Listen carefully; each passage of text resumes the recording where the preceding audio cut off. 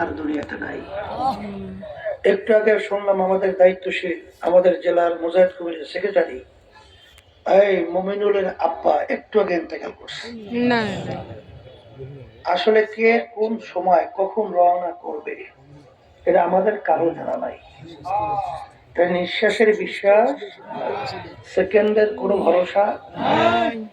সবসময় মনে রাখা লাগবে দুনিয়ার যে কোনো কাজের ভিতরে 5 বলে যদি কেউ ঠকে, আবার ওই কাজের ভিতরে চেষ্টা করলে জিতবার আশা করা যায়। কিন্তু খোদার নাখাস্তে একবার যদি কেউ দুনিয়া থেকে বিদায় নিয়ে কবরে রওনা করে চলে যায়, আর দ্বিতীয়বার আসার সুযোগ নাই। বলেন আছে? আর দুনিয়া মাজরাতুল আখিরাত, এই দুনিয়াটাই হলো আখিরাতের সম্বল সম্পদ কামাই করার জায়গা। আজকে মাহফিলে যারা আসছেন, নিয়াত যাদের সহি, আল্লাহ কবুল করলে লক্ষ লক্ষ নেকি আমল নামায় দান করবে।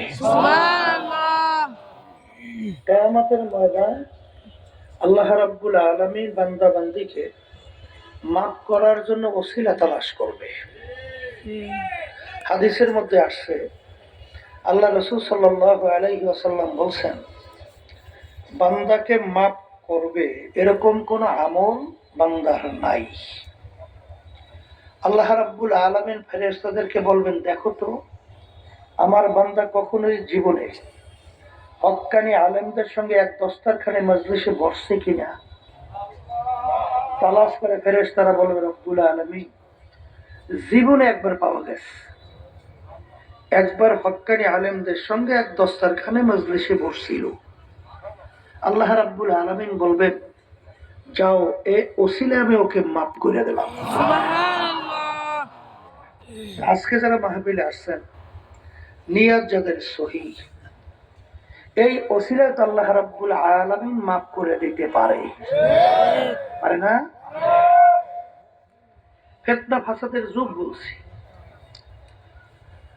আগের যুগে কোনো মুসলমান জানতোই না, নামাজ না পড়ে আবার মুসলমান দাবি করে কিভাবে।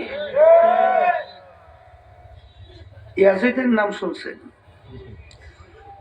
ইয়াজিদের নাম শুনলে আমাদের কাছে খারাপ লাগে না? কিন্তু তার ইতিহাস পড়লে দেখবেন 5 ওয়াক্ত নামাজ জামাত সহকারে ইমামতি কইরা পড়াইতো। কারণ মুসলমান দাবি করতে হলে নামাজ না পড়লে ও মুসলমান পরিচয় দেওয়ারই কোনো পরিবেশ ছিল না। আল্লাহ রাসূল সাল্লাল্লাহু আলাইহি ওয়াসাল্লাম বলেন, মুসলমান এবং কাফের, কাফের কাকে বলে? যারা আল্লাহকে অস্বীকার করে, এদের ভিতরে পার্থক্য হলো নামাজ। আমি বলি নাই, আল্লাহ রাসূল বলেছেন সাল্লাল্লাহু আলাইহি